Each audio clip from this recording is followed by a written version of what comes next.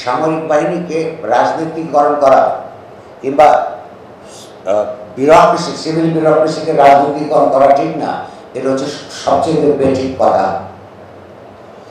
যেই রাষ্ট্রের অন্যতম প্রধান ব্যক্তি, যার উপর সার্বভৌমত্বের, ফিজিক্যাল সার্বভৌমত্বের একটা বিরাট কিছু নির্ভর করে, সেই সেনাবাহিনী যদি রাজনীতি না বোঝে, তার রাজনৈতিক ইতিহাস সম্পর্কে পরিষ্কার ন্যারেটিভসগুলি তার মাথায় না থাকে, সেই সেনাবাহিনীর পক্ষে দেশের প্রয়োজনে শেষ পর্যন্ত যুদ্ধে একসাথে সিভিলিয়ানদের সঙ্গে একভাবে কাজ করতে পারে না। সিভিল বিউরোক্রেসির ক্ষেত্রে একই কথা। তাকে অবশ্যই অত্যন্ত রাজনীতি সচেতন একটা গোষ্ঠী হিসেবে বিকশিত হওয়া দরকার। আপনারা দলীয়করণ আর রাজনীতিকরণ দুটো কথার মধ্যে গুলিয়ে ফেলবেন না। রাষ্ট্র নিজে একটা রাজনৈতিক এন্টিটি। যেই দেশের জনগণ, যেই রাষ্ট্রের নানা প্রতিষ্ঠান সবচাইতে বেশি রাজনীতি সচেতন, সেই রাষ্ট্র তত বেশি শক্তিমান। রাজনীতি ছাড়া, সমাজের আরো বেশি পলিটিসাইজেশন ছাড়া এবং যথার্থ ইতিহাসের ন্যারেটিভের ভিত্তিতে আমাদের প্রত্যেকের যদি মাথার মধ্যে রাজনীতিটা না থাকে, তাহলে বহিঃশক্তির বিরুদ্ধে সংগ্রামে যেমন, লড়াই যুদ্ধে তেমন, তেমনি নিজেদের মধ্যে যেই ক্লাস হানাহানি করে নিজেদের স্বার্থ বিকশিত করতে চায়, অক্ষুণ্ণ রাখতে চায়, তাদেরকে চিহ্নিত করবার ক্ষেত্রে এবং বৃহত্তর জনস্বার্থের বিরুদ্ধে তাদের বিরুদ্ধে প্রতিরোধ গড়ে তোলবার ক্ষেত্রে আমরা সাংস্কৃতিক রাজনৈতিক শক্তি অর্জন করতে পারবো না। অথচ সেটা ছাড়া আজকে আমাদের পক্ষে এই কম্পিটিটিভ দুনিয়ায় বিকশিত হওয়া দূরের কথা, আমরা ঠিক মতো টিকে থাকতে পারি কিনা, সেই অবিশ্বাসটা, সেই ইন্টালেকচুয়াল পেসিমিজমটা মাথায় একটু থাকা দরকার। বিশ্বাসী, আমরা অপটিমিস্টিক থাকা ভালো, পেসিমিজমটাও মাথায় রাখা দরকার। তা আমার প্রশ্ন হচ্ছে যে, আমি মনে করি বাংলাদেশ আর্মি এবং সিভিল বিউরোক্রেসি রাষ্ট্রের দুটি প্রধান অঙ্গ। তার অপরাপর যে সমস্ত ল এনফোর্সমেন্ট এজেন্সিস আছে, এগুলি কোয়ার্সিভ স্টেট অ্যাপারেটাসের অংশ। রাষ্ট্র একটা কোয়ার্সিভ অ্যাপারেটাস। সে দুই তিন কারণে কোয়ার্সিভ তাকে হতে হয়, এর মধ্যে কোনো অপরাধ নাই। রাষ্ট্রের মৌলিক বিশ্বাসের বিরুদ্ধে যদি কোনো সম্প্রদায় অপরাধ সংগঠিত করে, তো তাকে প্রয়োজনে দমন করবার জন্যে কোয়ার্সিভ অর্গানাইজেশন লাগে। কিন্তু এখানে আমরা লক্ষ্য করেছি যে কোয়ার্সিভ সংগঠনগুলি প্রধানত গণতন্ত্র পরায়ণ, জনস্বার্থ পরায়ণ, প্রতিবাদী মানুষদের বিরুদ্ধে ব্যবহার করা হয়। এই রাষ্ট্রকে, অর্থাৎ রাষ্ট্রের প্রতিষ্ঠানগুলিকে এখনো বোঝানো গেল না যে মিছিল করা কতগুলি ন্যায্য দাবির পরিপ্রেক্ষিতে, ন্যায্য দাবির পরিপ্রেক্ষিতে মিছিল মিটিং করা ক্রিমিনাল অফেন্স না।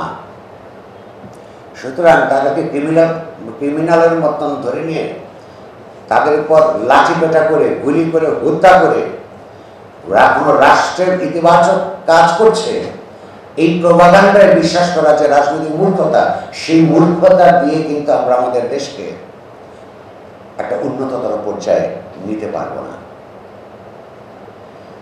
তো ফলে আমি কথা বেশি লম্বা করবো না।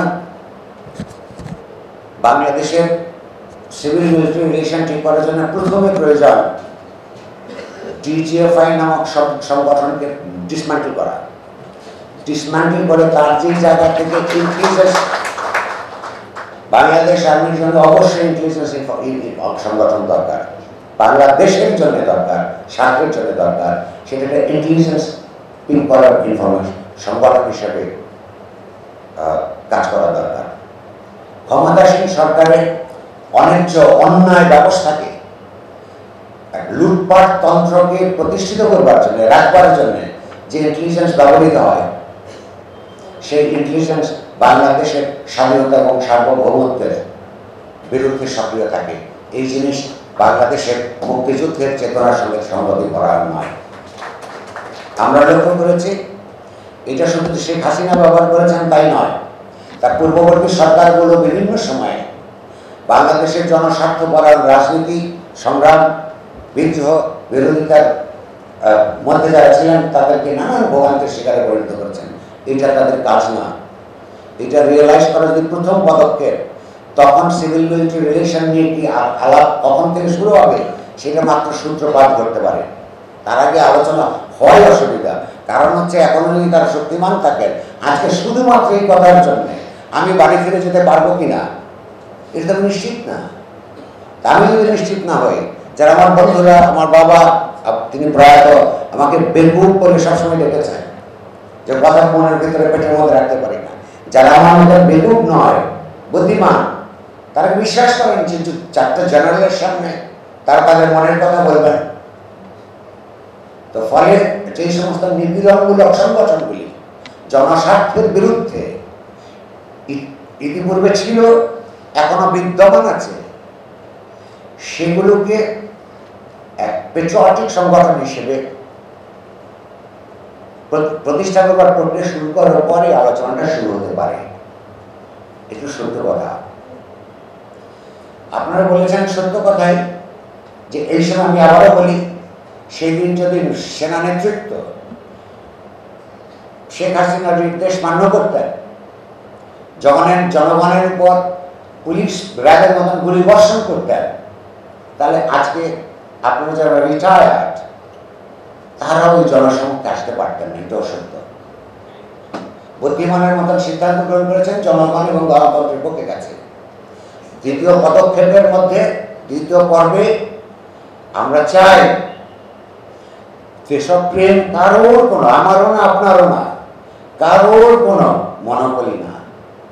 আপনার চিন্তার পদ্ধতি আমার চিন্তার পদ্ধতি আলাদা হতে পারে। Let's talk. আপনার পদ্ধতি কি, আমার পদ্ধতি কি, কখনো আপনারটা আমার কাছে পরাজিত হবে, কখনো আমারটা আপনার চিন্তার কাছে পরাজিত হবে, কখনো সমন্বিতভাবে আমরা এগোতে পারবো। কিন্তু যতক্ষণ পর্যন্ত সেই পরিবেশ তৈরি হবে, এগুলি বিচ্ছিন্ন আলোচনায় থেকে যাবে। 626 জনকে যারা আপনারা যে বিদায় বিভিন্ন পথে এই আর্মির নেতৃত্ব কিংবা এটা তো ছোটরা করতে পারে না, যারা নানান 15 বছর ধরে অপরাধমূলক তৎপরতার মধ্যে জড়িত ছিল, তাদেরকে যে পার করে দিয়েছেন বলে অভিযোগ আছে। এটা আমি বলছি অভিযোগ মাত্রই সত্য নয়, কিন্তু এই অভিযোগটা যখন আপনার মাথার উপর ঝুলছে, এই বিষয়ে কোনো পরিষ্কার বক্তব্য এখনো পর্যন্ত আমরা বাংলাদেশ সেনাবাহিনীর কাছ থেকে পাই নাই। এগুলো যদি মানুষের সামনে আপনারা যদি পরিষ্কার করে না বলতে পারেন, সংশয় যদি মানুষের থাকেও, তাতে ওই কথাটাই ঘনীভূত হবে আবার, যারা বাইরে শেখ হাসিনার সঙ্গে ছিল, ওই ক্যান্টনমেন্ট আক্রমণের উপক্রম হয়েছে বলে বাধ্য হয়ে তারা পক্ষে আসছে। আমরা চাই না এই ধরনের ধারণা থাকুক। আমরা চাই যে সেদিন আবার বলি, দেশপ্রেম তো সিভিলিয়ানদেরই মনোবলি না। এই আর্মির জেনারেলসদের, অফিসারসদের 90% পরিবারের সদস্য তো সিভিল।